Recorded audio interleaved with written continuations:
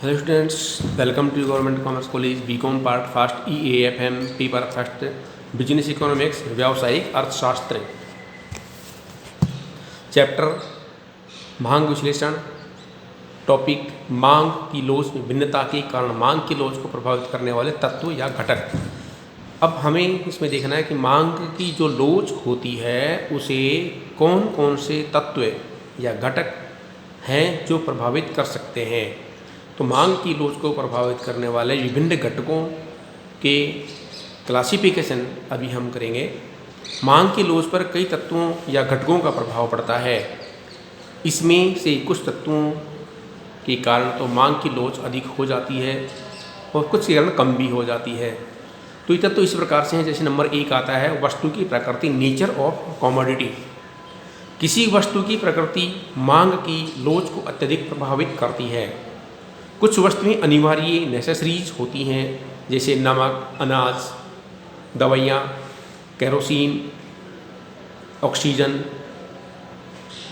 आदि का उपयोग करना आवश्यक होता है। इन वस्तुओं की मांग पूर्णतया बेलोचदार होती है। इसी प्रकार जैसे विलासिता, लग्जरीज की मांग की लोच अधिक लोचदार होती है, जैसे कूलर, कार, AC आदि।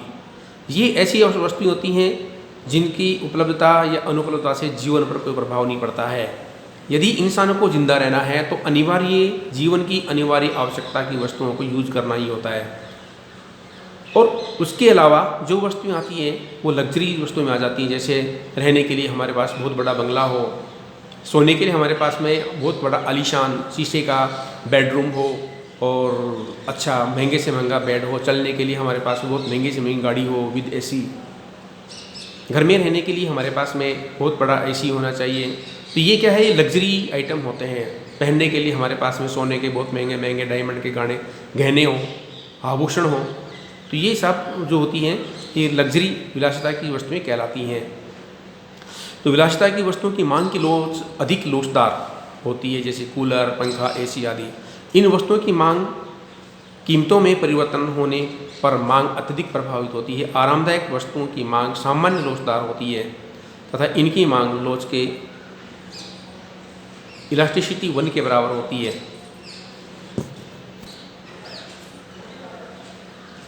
तो अनिवार्य वस्तुओं की जो मांग की लोच होती है वो पूर्णतया बेलोचदार होती है।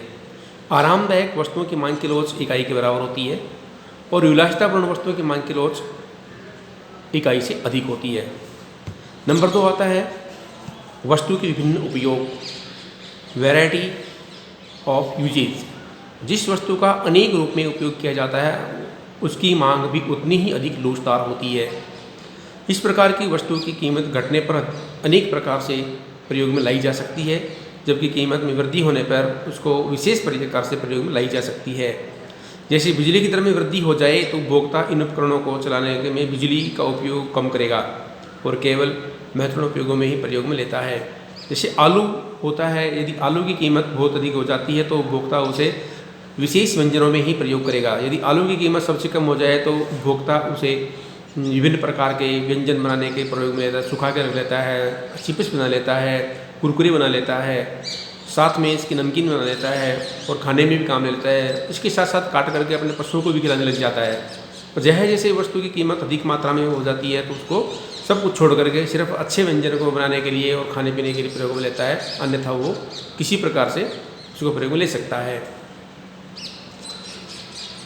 वस्तुओं के सीमित प्रयोग होते हैं, उनकी जो लोच होती है इकाई से कम होती है, और वस्तुओं के अनेक प्रयोग होते हैं उनकी लोच इकाई से अधिक होती है। इसी प्रकार नंबर 3 आता है उपभोक्ता की आदत, हैबिट ऑफ कंज्यूमर। उपभोक्ता की आदत का भी मांग की लोच पर प्रभाव पड़ता है। जिन वस्तुओं का उपयोग उपभोक्ता की आदत में शामिल हो जाता है, जैसे विशिष्ट ब्रांड की सिगरेट, चाय, जर्दा, शराब, उन वस्तुओं की मांग बेलोचदार होती है। इसका कारण यह है कि इन वस्तुओं की कीमत में वृद्धि या कमी से वस्तु की मांग अधिक प्रभावित नहीं होती है, इसलिए ऐसी वस्तुओं की मांग कम लोचदार होती है जो हमारी हैबिट में आ जाते हैं। और हैबिट में आने पर हम उस वस्तु को चाहे कहीं से मिले खरीद करके लाते हैं, कितनी महंगी मिले खरीद के लाते हैं। नंबर 4 आता है वस्तु के उपभोग के स्थगन की संभावना, possibility of postponement of consumption. जिन वस्तुओं का उपभोग कुछ समय के लिए स्थगित किया जा सकता है उनकी मांग लगातार होती है। इसका कारण यह है कि कीमत बढ़ने पर उसके उपयोग को स्थगित कर दिया जाता है और स्थगित किए जाने से एकदम मांग घट जाएगी। इसके विपरीत यदि वस्तु की कीमत उपयोग को स्थगित किए जाने की संभावना बहुत कम हो, अर्थात उपभोग करना आवश्यक ही हो, तो कीमत बढ़ने पर भी उसका उपयोग करना होता है। तो भविष्य के लिए प्रयोग को स्थगित किया जा सकता है तो उसकी मांग की लॉज इकाई से कम होती है।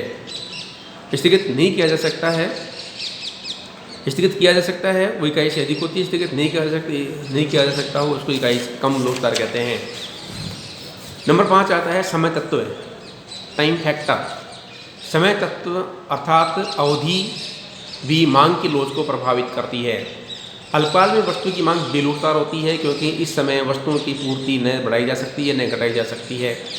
इसके विपरीत दीर्घकाल में मांग को समायोजित किया जा सकता है, इसकी मांग लौटदार हो जाती है। तो अल्पकाल में जो मांग की लौट होती है वो इकाई से कम होती है, दीर्घकाल में इकाई से अधिक हो जाती है। उपभोक्ता की आय का स्तर, नंबर 6 आता है उपभोक्ता की आय का स्तर। Income level of consumer. धनी उपभोक्ताओं के लिए मांग की लोच बेलूच होती है क्योंकि कीमत परिवर्तन पर वे बहुत कम ध्यान देते हैं, जबकि निर्धन उपभोक्ताओं की मांग की लोच अधिकांश वस्तुओं के लिए प्राय अधिक लोचदार होती है। अन्य बातों के समान रहने पर जो जो आय का स्तर बढ़ता है तो मांग की लोच घटती जाती है और जो मांग आय का स्तर घटता है तो मांग की लोच बढ़ती जाती है, अधिक हो जाती है। लेकिन इस प्रकार की परिस्थितियों का अपवाद केवल अनिवार्य वस्तुओं पर ही लागू होता है। धनी वर्गों के लिए जो मांग की लोच होती है वो इकाई से कम होती है, निर्धन लोगों के लिए मांग की लोच इकाई से अधिक होती है। वस्तुओं की पारस्परिक निर्भरता, कॉम्प्लीमेंटरी बिटवीन गुड्स। यदि 2 या 2 से अधिक वस्तुएं ऐसी प्रकृति की हैं कि उनका प्रयोग एक दूसरे के साथ ही किया जाए, ब्रेड, मक्खन, पेन, स्याही, स्कूटर, पेट्रोल आदि ऐसी वस्तुएं हैं जो एक दूसरे से संबंधित होती हैं और एक दूसरे के बिना उपयोग नहीं की जा सकती है। तो इनकी मांग की लोच एक दूसरे के ऊपर डिपेंड करती है। इनमें से एक वस्तु की मांग अधिक लोचदार है तो दूसरी वस्तु की मांग भी अधिक लोचदार हो जाती है। यदि एक वस्तु की मांग बेलोचदार होती है तो दूसरी वस्तु की मांग भी बेलोचदार हो जाएगी। नंबर 8 आता है स्थानापन्न वस्तुएं। स्थानापन्न वस्तुएं होती हैं जो एक वस्तु के स्थान पर दूसरी वस्तु को प्रयोग किया जा सकता है। एक वस्तु की मांग की लोच इस बात पर निर्भर करेगी कि उस वस्तु की कितनी स्थानापन्न वस्तुएं उपलब्ध हैं और ये इस वस्तु के कितनी निकट हैं। यदि किसी वस्तु की कई स्थानापन्न वस्तुएं बराबर बाजार में उपलब्ध हैं तो ऐसी वस्तुओं की मांग अधिक लोचदार होती है। इसके विपरीत यदि वस्तु ऐसी है जिसका निकट भविष्य बाजार में उपलब्ध नहीं है तो ऐसी वस्तु की मांग कम लोचदार हो जाती है। स्थानापन्न वस्तुएं उपलब्ध होने पर यह इकाई से कम लोचदार होती है और स्थानापन्न उपलब्ध वस्तु नहीं होने पर इकाई से अधिक लोचदार हो जाती है। स्थानापन्न वस्तु उपलब्ध होने पर इकाई से अधिक लोचदार और स्थानापन्न वस्तु उपलब्ध न होने पर इकाई से कम लोचदार हो जाती है। नंबर 9 वस्तु की कीमत। वस्तु की कीमत मांग की लोच को पूर्णतः प्रभावित करती है, मांग को प्रभावित करती है और पूरी कंजम्पशन को, पूरे इकोनॉमिक बैकग्राउंड को प्रभावित करती है। जिन वस्तुओं की कीमत बहुत अधिक होती है उनकी मांग कम लोचदार होती है क्योंकि बहुत अधिक मूल्य की वस्तुएं ऐसे उपभोक्ताओं द्वारा क्रय की जाती है जिनके लिए वस्तुओं की कीमत कोई विशिष्ट महत्व नहीं रखती है। जिन वस्तुओं की कीमत बहुत कम होती है उनके उपभोग पर उपभोक्ता अपने कुल व्यय का इतना छोटा सा भाग व्यय खर्च करते हैं कि मूल्य में वृद्धि अथवा कमी का कोई परिवर्तन नहीं होता है, कोई विशेष प्रभाव नहीं पड़ता है। इनकी मांग कम लोचदार या बेलोचदार हो जाती है। जिन वस्तुओं की कीमत न तो बहुत अधिक होती है और न ही बहुत कम होती है उसकी मांग प्राय लोचदार होती है। इसका कारण यह है कि ऐसी वस्तुएं प्राय मध्यम वर्गीय उपभोक्ताओं द्वारा क्रय की जाती हैं और इन लोगों के लिए कीमत में होने वाला परिवर्तन महत्वपूर्ण होता है। नंबर 10 आता है धन का वितरण, डिस्ट्रीब्यूशन ऑफ वेल्थ। प्रोफेसर टाजिंग के अनुसार यदि समाज में धन का असमान वितरण होता है तो वस्तुओं की मांग कम लोचदार होगी, क्योंकि ऐसी दशा में समाज का वितरण दो भागों में बढ़ जाता है, धनी एवं निर्धन वर्ग। वस्तुओं की कीमत में होने वाला बहुत परिवर्तन न तो धनी व्यक्तियों की मांग को प्रभावित करता है और न ही निर्धन व्यक्तियों की मांग को। दूसरी ओर यदि समाज में धन का वितरण समान होता है तो अधिकांश व्यक्तियों की मांग लोचदार हो जाती है, क्योंकि वस्तुओं की कीमतों में जो परिवर्तन होगा उससे समाज के सभी व्यक्ति प्रभावित होते हैं।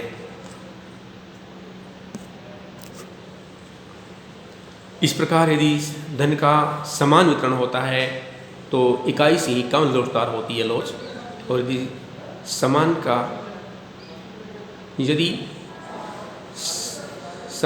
वितरण समान रूप से होता है, धन का वितरण समान रूप से होता है तो यह मांग की लोच इकाई के बराबर या इकाई से अधिक हो सकती है, और असमान वितरण होने पर मांग की लोच इकाई से कम हो जाती है।